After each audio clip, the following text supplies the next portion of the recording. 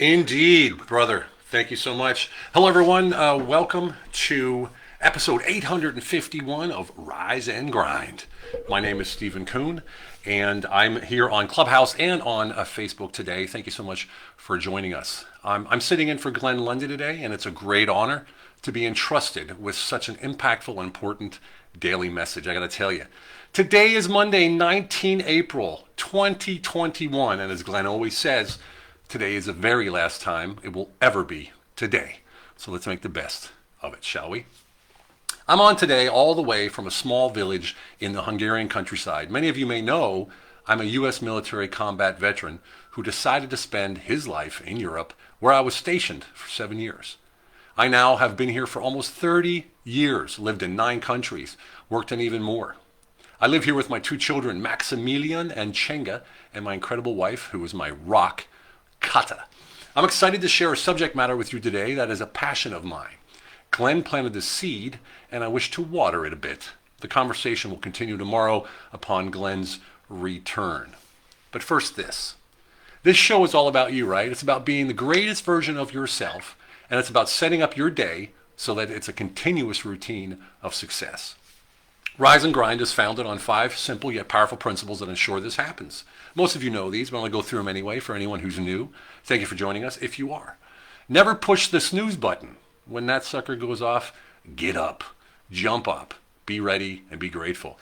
But, number 2, leave the phone alone. Don't touch that phone. Don't even look at it. You don't need any negativity or any surprises in the morning.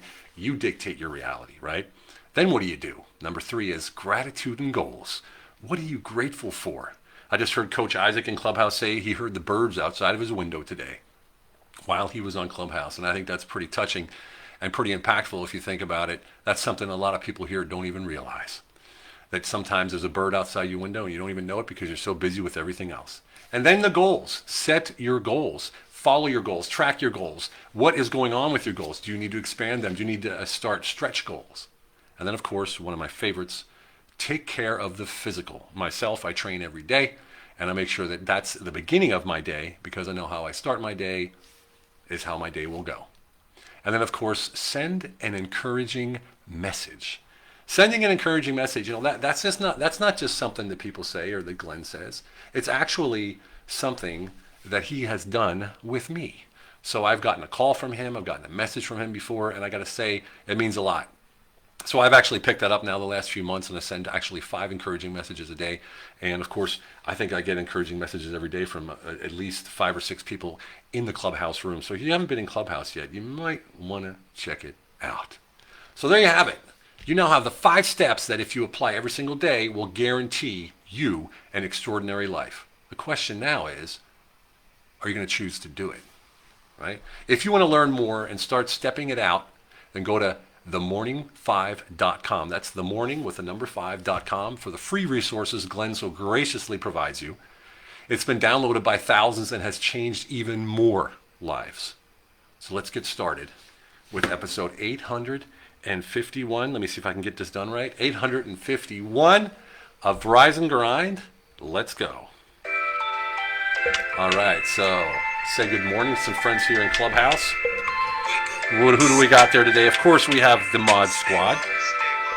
The Mod Squad, Tamara, Alpha 6, Lisa, William, Scott, Coach Isaac, Bill, Brian, Braille, Josh, Joy, Vernita, Racole, Justin, Amanda, and everyone else. We move down to the audience down here. Those who aren't mentioned so much, we know you're there. We see you there. I got some good friends in here. Malitella from Canada is here. I see Danette, Monica, Orlina, Dexter, Sanji, Annette, Hussein, Nita, Robin, Elaine, Kevin, Remy, Chad, Dimitri, Leon, Bay, Brian, Brittany, Sharon, Onyi, Irina, Nadir, Roger, Santina, Jihad, Pete, Tina, Masi, and everyone else. How amazing is it to be here today? Excuse me, I put this. Too much technology for me, but we got it. I'm happy to see you all here. Go ahead and hit that share button on Facebook, on Clubhouse. Hit that plus sign and invite your friends. Maybe someone who needs a little boost today. Someone who needs a little bit of lift. This is your time. This can be their time. Let's share it. And let me know where you're from. Hashtag it in the comments. Let others know who may be near you. Maybe set up a meeting and drive change, drive greatness. If you're watching the replay, then comment with hashtag replay. But most of all, share this video. You ready to get started? Let's dive into this weekly subject of finding your personal soul code. Sound like a plan? Let me turn this sucker off here and we'll move forward. I want to open up Facebook here so I can see the comments, as I can't see them on my streaming software. So 1 second. I have to do all this. Too much technology for me today. Hope you're doing fantastic. Here we go. All right. So, what is your soul code? Last night when Glenn was when he called me and we were discussing it, it sort of made me think like, okay, my soul code? Well, if God formed our soul, do I actually need the code? I mean, how is that, my job? How can I do that? And then I thought, well, hey, Rick, thanks for watching. And then I thought, well, wait a second. If God formed our soul, do I need a code? And I pondered that for a moment, and I said, if is my faith not the carrier of all things in my soul, right? But I mean, it seems to be simple, doesn't it? But then I thought, wait a second. It came clear to me that our Creator gave us a brain, curiosity, and knowledge, right? How many of us embrace and use these powers that we were given to us, right? I believe the soul never needs fixing. So I searched for a statement that could confirm my thoughts, and I came up with this. And it's pretty powerful. So you ready for this? A soul doesn't need fixing. It simply needs to be uncovered. Blind yourself to its muddy crust. Dig deeply and deeper yet. Sift through the darkness of the embers. Search for a spark that still shines. Fan that spark until a flame appears. Find the mitzvah. A mitzvah is a Hebrew word for a commandment of God, a religious duty. Find the mitzvah that will serve as its oil and wick until all is consumed in the warmth of that flame. For empathy is the redeemer of love, and love is the mother of all good deeds.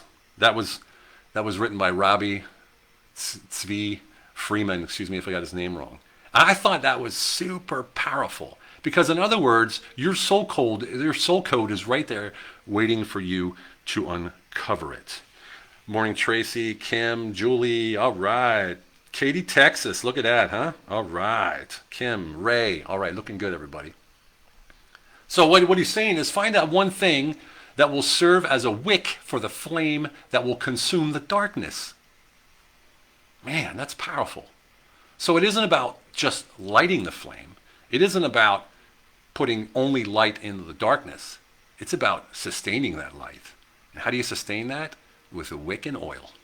So find that mitzvah, that duty, right? That religious duty, that belief duty that you have. That can be the daily 5 with some reading. It can be whatever you feel touching you, pulling your emotions to something bigger, greater, and grander than yourself. We can dictate and create our own reality, but we can only do that because we're given that power, all right? Many are probably saying, okay, Stephen, yeah, that sounds interesting, but what's the path? Simply saying this is easy? Yeah, I don't know. How do I actually get there? Well, in my personal opinion, knowing who you are is key. Who are you really? Living an outside life, projecting what you believe others want to see, taking your position, title, or post as your identity. These are all ways to keep you foreign to your true self. So taking your power from a position, taking your power from anything that you have besides who you really are is stealing your purpose, right? It's stealing your identity. My co-author and Eileen Blown wrote a book called Unleash Your Humble Alpha, which takes you through exacting steps to find your true identity, away from all outside influences. You see, becoming the best version of yourself requires this, because then the purpose you always seek will appear. Now, why did I bring up my book? Not for a selfless plug, but because the soul code plays right into that identity. Until you know who you really are, how are you going to act in the world? How are you going to have an impact in the world? You know, we boil it down to a two-word moniker. Mine is powerful connector. That's my identity. That's who I am. That's what I've come up with after all these years. And it's constantly changing. But the powerful connector in me put me right here in front of you today. Did you see where that is? And I have my soul flame, and I have my soul code. Always searching, always digging, always making sure that wick is there, always making sure that those routines or the acts are there to ensure there's enough oil and enough wick to keep my flame going. So when we talk about identity, we talk about purpose, then we talk about certainty. Won't you agree that purpose and identity are fueled by faith and belief? I believe it is. How can we have true belief, which is the absence of doubt, or as we call it, certainty, when we don't even know who we really are? Seeking answers from a place of external staging will lead us no closer to that soul code. And what I mean by that is that if I'm looking for identity in something outside of me, a position, a post, a label, a brand, whatever it is, am I really doing myself justice? No, you're not. You won't find yourself outside of yourself. I think everyone can agree with that. Prayer is powerful, whoever you pray to. Yet it's my belief that prayers are answered with opportunities. And it's up to us to take those opportunities presented in order to create and dictate our realities based on our identity and purpose. I mean, it's sort of like manifestation, right? So people say, yeah, manifest, believe it, do it, eat it, this, that, and the other, and it'll show up. Well, you got to do the work, right? The same thing I believe is with praying. You may pray for abundance, and you're going to be presented with all kinds of opportunities. But if you're not open to those opportunities and you're focusing on the how to get it done, you may miss all those opportunities. So sometimes the answers we seek are what we need and not what we want. And those what we typically need are opportunities, right? Opportunities that are right in front of us that we don't even see. It's incredible. The soul code is waiting. Are you ready to light that fire, shine a light? Speaking of light, I want to share a concept with you that I read recently, and I thought it was pretty impactful. The darker the space, the less light one needs to illuminate it. The darker the space, the less light one needs to illuminate it. How powerful is that? What does that mean? That means to me that those that are lost, those who are seeking themselves, are closer to an awakening than those who are not feeling lost, who are in the groove in life. How crazy does that sound? Right? I'd love to hear your thoughts on this in the comments, if you will. Love to hear that. It's more of a challenge to make a difference in someone's life who's down and out, or someone who's thriving. Is it more of a challenge to make an impact? Think about that for a second. You go to Skid Row, you help someone, you give them a little bit of money, give them some food. How much of an impact does that have on their day? Do the same thing to, a millionaire or billionaire sitting there on his private jet and give him some food. You'd be like, well, what's this for? I don't need this. You see what I'm saying? It's that those little things. And this is where it comes down to, right? It's those little things. Could that be the wick? Could that be the oil for the flame? I think it could be part of it. I say it's much easier with those who are down and out. And it may seem obvious to you, but then tell me this. Why is there so much suffering in the world and there's so much darkness if it's that simple? If it's really that simple to fill our canister where our wick is in with that oil of greatness, of goodness, of giving, then why don't more people do it? I think it's because we're focused on the outcome of where we're going and what we want to do, right? I say one thing to my children every single day when I take them to school. Be the light, be the sunshine in other people's days. Or as Tony with the keys says it best, I am the light, amen, right? Be the light, be the sunshine in other people's days. Now you're looking at me, 6'4", 230 pounds, going, okay, you sounds a little fruity. But that's truly how I live. That's truly how we live, my life. That's how my partner Lane lives. I know it's how a lot of you live as well. And I always find it interesting how it's easy to talk about anything negative, but when you talk about love and light and being with each other and holding each other dear, it turns into being fruity or wishy-washy or woo-woo. Well, I believe it's in the tone of our voice and in the conviction in our voice and the certainty that we have in what we say. That's how it comes across. So rest assured, love is there, and I speak about it. I truly believe that when we elevate others, invest in them with time and resources, shine a light on their incredible uniqueness, that we are changing the world one by one, and in doing so, we are feeding our soul. Can this not be our wick that carries the flame? Man, I believe so. Such work isn't about only about releasing unhelpful emotions. It's also about reconnecting disconnected parts of our being and spirit, healing our ancestors, setting up boundaries physically and energetically, allowing unhelpful beliefs to be replaced by helpful ones, and allowing the light to help us develop our personal light, to uncover that incredibly powerful source inside of us. All right. Thanks, Tina. How you doing? Vicky, good to see you. Wonderful. Inside every one of us is a pure, white, perfect light. It's the core of our spirit and the spark of life. This light emanates through our heart and allows us spiritual and physical bodies to function and heal. Every person starts life in a state of open happiness, wouldn't you agree? And health, and which helps them develop and grow. But as a human condition is, we soon get blocked and covered with the pains, ills, and disappointments of even trauma in life. That's the soot covering our spark, covering our flame. The influence of our ancestors, as well as those around us, only adds to the challenges in life. Certain blocks limit and perhaps even keep us from achieving our goals and overcoming challenges in our life.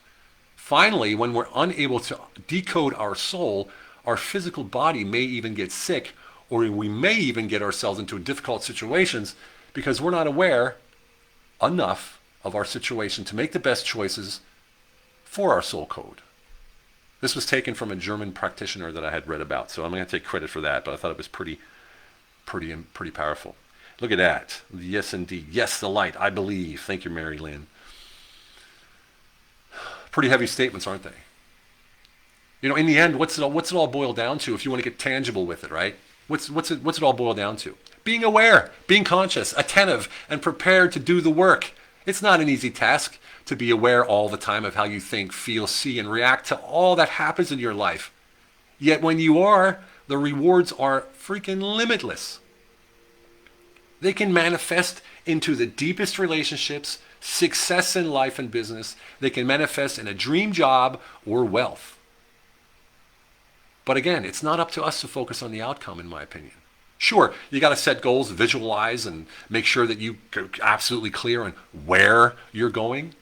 But then you got to let them go. You got to let go of the how. It's up to us to focus on the intentions in life. The outcome will be driven through the purity of your intentional actions personally and outwardly. The outcome will be driven through the purity of your intentional actions personally and outwardly. This is a factor by which I personally live. Focusing on the only thing that we truly control will ensure no waste of resources and no stress through false expectations. Focus on your intentions in life. It doesn't get any more powerful than that. It doesn't. If I focus on the outcome of what I want, I'm missing the opportunity to empower, to enhance and add value, to solve the problem right in front of me. And it takes away my power of creation, doesn't it? Creation comes from starting something, planting a seed. Intention actually means, the definition is, what one intends to do or bring about. That means planting the seed. My intention is to have a tree, so I'm going to plant a seed. The definition of outcome is something that follows as a result or consequence. So when we focus on the outcome instead of our intentions, we miss the entire opportunity to plant the seed of intention. So in the end, the outcome is dictated by our intentions. The same goes in religion and the soul-based activities. What must you do in order to have a blessed outcome? Do you seek the results of prayer before you pray? Of course not. So let's agree today that moving forward, we focus on our intentions of elevation, support, collaboration, and leaving everyone we meet in a better place than when we depart them. I feel like that's one of the most powerful things that I live by. I don't care if it's the lady at the post office, the cashier, my wife, whoever it is. When I leave them, whether it's a minute later or a year later or whatever it is, I'm going to leave them in a better place than when I met them. What kind of intention do you think that sets into the world? What kind of an impulse, what kind of a light do you think you're leading out there? It's incredible. It's incredible. Ay, ay, ay, ay. When I became a father, I was in panic, man. Because I was like, all I thought about were all the rules, regulations, best practices, and things that a parent is supposed to do, right? I was focused on what the outcome was supposed to be, and I was practically detached from my personal intentions because I was in a completely new space. That happens to us every single day. I was anxious and even arguing with my wife about the how, not even following my own words. How will we make them great without pushing them? How can we ensure that they learn about the important things in life and much more? It was driving my wife a bit nutty, actually. I have to tell you, I never felt more powerless and helpless. Why? Because I ignored my ability to focus on the intentions. I ignored my innate talent, God-given talent, to focus on the intentions. That's where the power goes. Simply focusing on the intention will also allow us to stay stress-free and thrive. Man, I got to tell you, it's such a powerful thing when I sit back and I think about how everything that I've written down in my book and everything that I've written down with Lane in the book and the way we live came through intentions. And when I heard this code, the soul code this morning, when I started researching it, because I did have to prepare for the show, it took about 2 hours, believe it or not. So, Glenn, kudos to you, man. This is a lot of work.